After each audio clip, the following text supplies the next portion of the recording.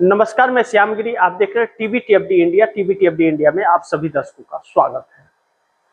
बंगाल का बवाल बढ़ने लगा, वह थमने का नाम नहीं ले रहा है। भारतीय जनता पार्टी की सरकार जिस तरीके से आई है, इस बात में कोई शक नहीं कि वह सामदंड भेदभाव और कंप्रोमाइज वाली सरकार है। कोई शक नहीं इसमें।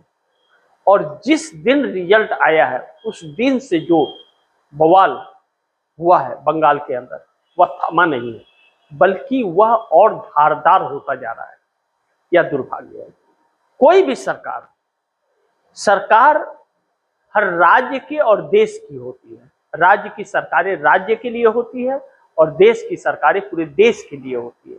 लेकिन यहाँ पर तो दुश्मनी निभाई जा रही है भारतीय जनता पार्टी द्वारा कि इसे सत्ता नहीं आ रहा था, इसके लिए वोट चोरी की सत्ता आई। यूं मान ले, क्योंकि ममता बनर्जी आरोप लगाई है और यह साफ तस्वीरों में दिख भी रहा है। ऐसे में लगातार टीएमसी कार्यकर्ताओं पर जो हमले हो रहे हैं, वह बहुत दुखद है। अभिषेक बनर्जी के ऊपर सोनारपुर में जो हमला हुआ, जिस तरीके से अंडा, टमाटर, अलग अलग चीजों से उन्हें मारा गया, अटैक किया गया, हमला किया गया, कपड़े फाड़े गए। अभिषेक बनर्जी ने आरोप लगाया कि उनकी हत्या करने की कोशिश की गई, जो बहुत दुखद है।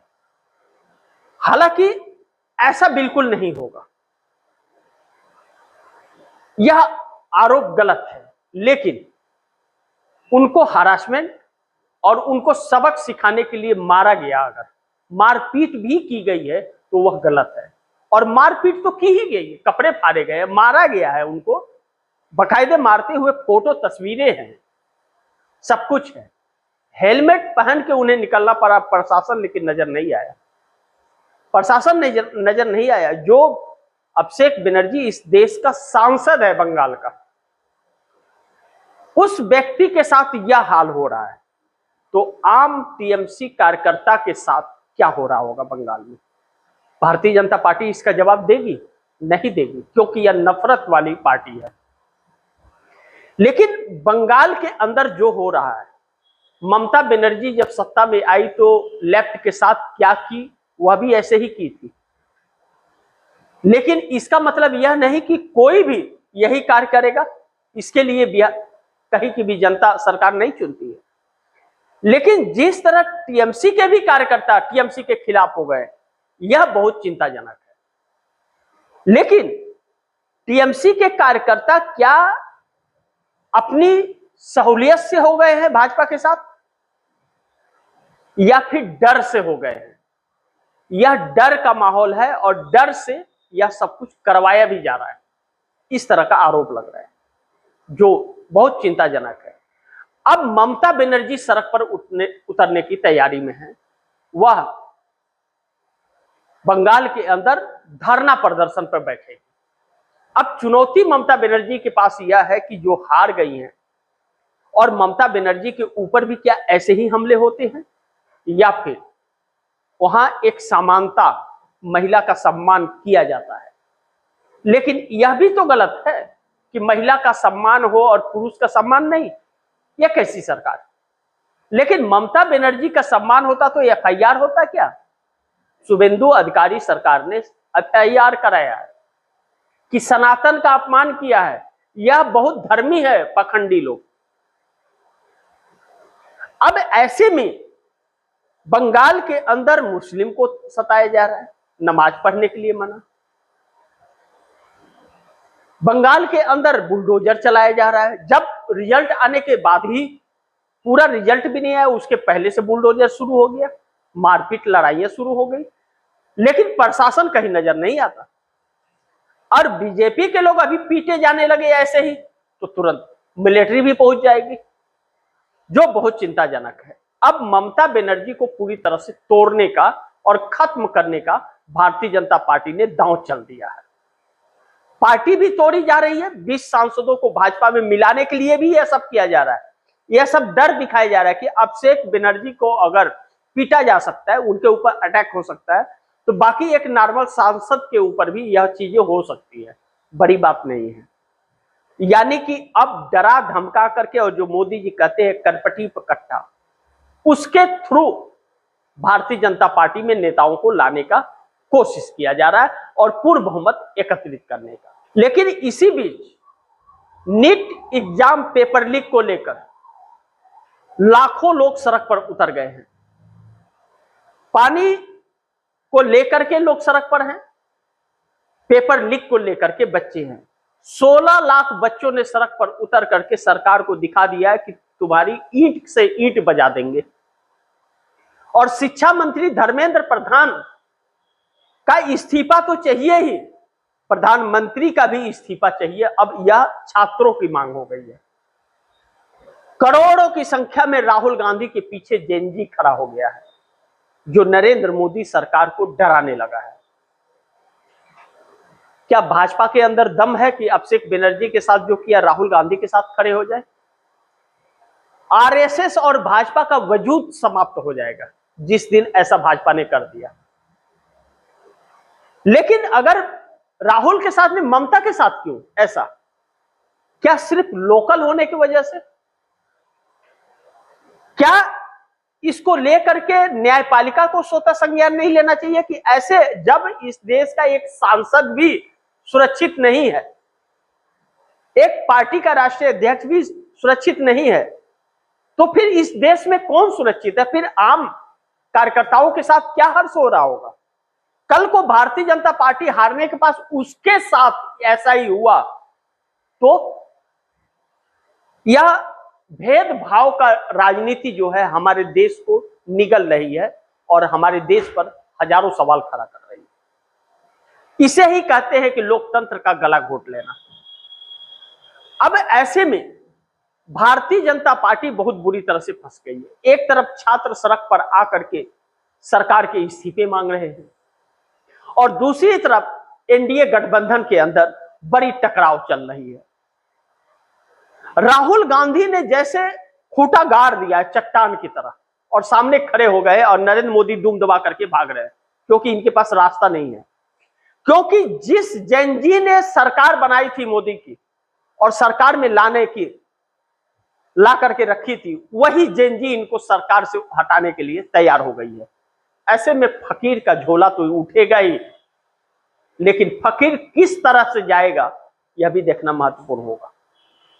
लेकिन नरेंद्र मोदी जाते जाते इस देश को इतना बर्बाद कर जाएंगे कि कुछ बचेगा नहीं। देश 50-60 साल पीछे चला जाएगा।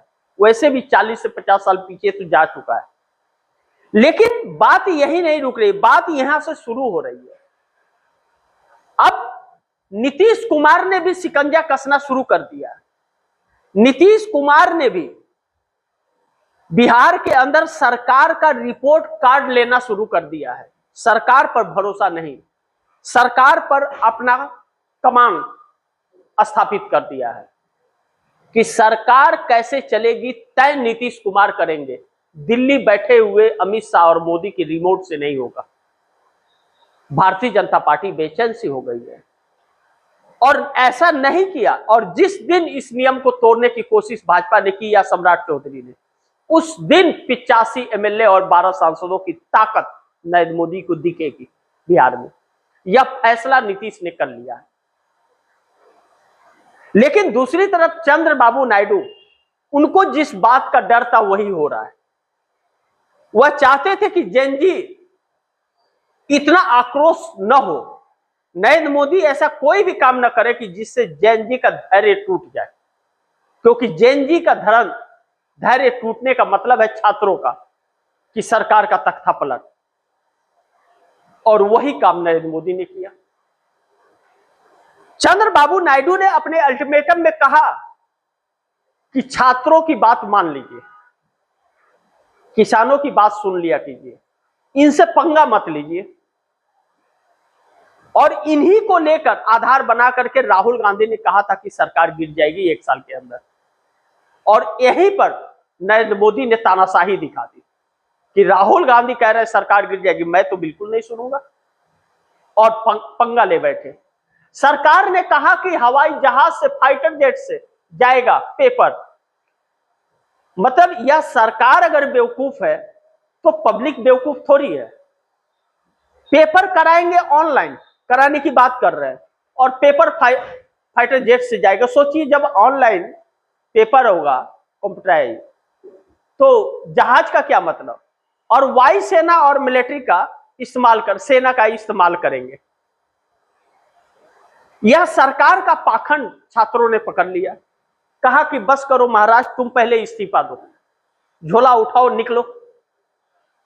अब चंद्रबाबू नायडू संकट में आ गए, क्योंकि यह विरोध आंध्रा में भी शुरू हो जाएगा यही से ही चलता रहा तो। और कांग्रेस ने आंध्रा में एंट्री मार दिया है। चंद्रबाबू नायडू की हफरी तफरी है कि कहीं ऐसा ना हो कि मुख्य विपक्षी पार्टी जगनमोहन रेड्डी की और नायडू दोनों भाजपा के साथ है, कांग्रेस उसका फायदा उठा ले, क्योंकि विकल्प के रूप में कांग्रेस नजर आएगी। और महंगाई की मार और छात्रों की समस्या आंध्रा में भी है। कोई ये तो नहीं है कि दिल्ली में है और वहां नहीं है, पूरे देश में है। पेपर लीक तो पूरे देश का हुआ, नीट का। ऐसे में चंद्रबाबू नायडू भी 18 सांसदों के साथ तैयारी में है। यानी कि नीतीश और नायडू दोनों मिलकर के जिस तैयारी में जुटे हैं, वह नरेंद्र मोदी सरकार के तख्ता पलट की तरफ जाता है। अब ऐसे में मोदी सरकार एक नई संकट में उलझ गई है, और राहुल गांधी चट्टान की तरह खड़े हैं, और लगातार राहुल गांधी को सपोर्ट युवाओं का मिलता जा रहा है, और वह सपोर्ट बढ़ता जा रहा है, घट नहीं रहा है। नरेंद्र मोदी सरकार संकट में आ गई। लगता है कि राहुल गांधी ने जो बातें कही वह अब सत्य साबित होने जा रही है। इस सरकार की क्रूरता पर इस देश के युवा ब्रेक लगाने जा रहे हैं। अब सोचिए आप दर्शक की सरकार बनती जा रही है, हर जगह सरकार जीत रही है, और खाने की दिक्कत, पीने की दिक्कत, पेट्रोल की दिक्कत, डीजल की दिक्कत, गैस की दिक्कत, बिजली की दिक्कत, पानी की दिक्कत, सारी दिक्कत है। पेपर लीक, बेरोजगारी, सब कुछ है, और सरकार जीत रही है। लाजमी है कि वोट चोरी से जीत रही है, और अपनी तानाशाही और जोर दिखाने के लिए अभिषेक बनर्जी जैसे व्यक्ति पर हमले करवा रही है, अटैक करवा रही है। यह चिंता का बात है। ममता बनर्जी के लिए चुनौती है, और ममता बनर्जी इस चुनौती को किस तरह से लेती हैं, यह देखना बड़ी महत्वपूर्ण होगा। लेकिन आप दर्शकों की क्या राय है और क्या सुझाव है, कमेंट बॉक्स में जरूर दीजिएगा। इस खबर को ज्यादा से ज्यादा शेयर कीजिए, अपने दोस्तों को भी कहिए आगे शेयर करें, और आपने टीवीटीएफडी इंडिया को सब्सक्राइब नहीं किया, सब्सक्राइब कर लीजिए, अपने दोस्तों को भी कहिएगा सब्सक्राइब करें। मिलते हैं अगली खबर के साथ, तब तक के लिए नमस्कार।